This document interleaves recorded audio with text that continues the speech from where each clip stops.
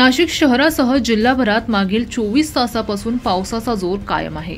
शहरासह परिसराला पाणी पुरवठा करणाऱ्या गंगापूर धरण पाणलोट क्षेत्रात देखील पावसाची संततधार सुरू असल्याने गंगापूर धरणातून 8400 क्युसेक्स पाण्याचा विसर्ग सुरू होता।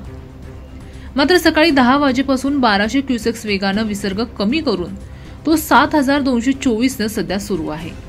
त्यामुळे गोदावरीचा पूर थोड्याफार प्रमाणात कमी होऊ शकतो। तसेच आणखीन 1-2 दिवस मुसळधार पावसाची शक्यता वर्तवली आहे।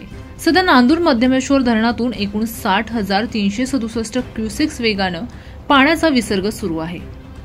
त्यामुळे नदीकाठच्या रहिवाशांना प्रशासनाकडून सतर्कतेचा इशारा देण्यात आलाय।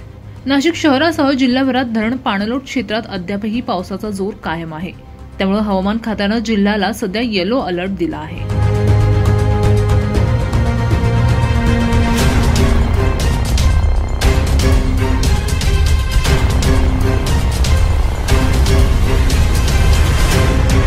ब्युरो रिपोर्ट, नाशिक माझा न्यूज, नाशिक।